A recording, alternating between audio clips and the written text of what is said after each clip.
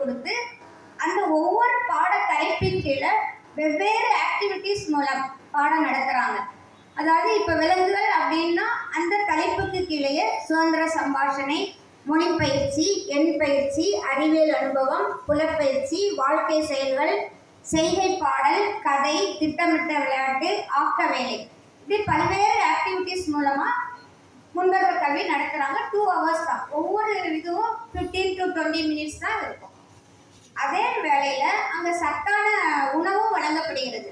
ஒவ்வொரு நாளும் ஒவ்வொரு விதமான கலவை சாதம். திங்கட்கிழமை பார்த்தீங்கன்னா தக்காளி சாதமும் வேக வைத்த முட்டையும் கொடுக்குறோம். செவ்வாய்க்கிழமை அப்படின்னு பார்க்குறப்ப கலவை சாதம், ஏதாவது ஒரு காய்கறி சேர்த்து கலவை சாதம் பண்ணி அதோட வேக வைத்த சிறுபயரும் வேக வைத்த கொண்டைக்கடலை, ஒரு வாரம் சிறுபயருன்னா இன்னொரு வாரம் கொண்டைக்கடலை கொடுக்குறாங்க.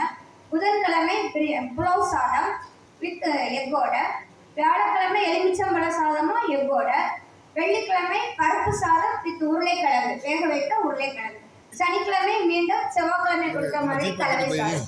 இப்படி 6 நாட்களுமே ஒவ்வொரு விதமான சாதம் குழந்தைகளுக்கு ஊட்டச்சத்தோடு வழங்கப்படுகிறது. இது போக கர்ப்பிணிகள்னு பார்க்குறப்ப அவங்களுக்கு ஒரு நாளைக்கு 150 கிராம் சத்து மாவு ஒரு மாதத்துக்கு தேவையானது வீட்டுக்கே கொடுத்து அனுப்பிடுறோம். அதே மாதிரி பாலூட்டும் தாய் அப்படின்னா டெலிவரி ஆனதுலேருந்து 6 மாதம் வரைக்கும் உள்ள பீரியட் வந்து பாலூட்டும் தாய்ன்னு சொல்கிறோம். அந்த 6 மாதத்துக்கும் பாலூட்டும் தாய்க்கும் சத்து மாவு வந்து வீட்டுக்கு கொடுத்து அனுப்பிடுறோம். இவ்வாறு அங்கன்வாடி மையங்களில் இந்த 4 பெனிஃபிஷரிஸ்க்கும் பயன்கள் கொடுத்துட்டு வந்துட்டு இருக்கோம். இது போக நம்ம மத்திய அரசோட போஷான் அபியான் அப்படிங்கிற ஒரு திட்டம் செயல்படுத்தப்படுகிறது. அந்த திட்டத்துக்கு கீழே ஒவ்வொரு மாதமும் அந்த பிறந்ததிலிருந்து 6 வயதுக்கு உட்பட்ட அனைத்து குழந்தைகளுக்கும் எடை உயரம் எடுத்து அவங்களுக்கு ஒரு மொபைல் ஃபோன் கொடுத்துருக்குறோம். அதில் ஒரு ஆப் இருக்குது, போஷான் ட்ராக்கர் அப்படின்னு ஒரு ஆப் இருக்குது. அந்த ஆப்பில் அந்த குழந்தைகளோட ஹைட் வெயிட்டை வந்து அதில் என்ட்ரி போட்டு அந்த குழந்தையோட க்ரோத்தை வந்து மானிட்டர் பண்ணிகிட்டே இருக்கிறாங்க. அந்த குழந்தை எந்த நிலைமையில் இருக்குதுன்னு அது ஆட்டோமேட்டிக்காக காட்டிடும்.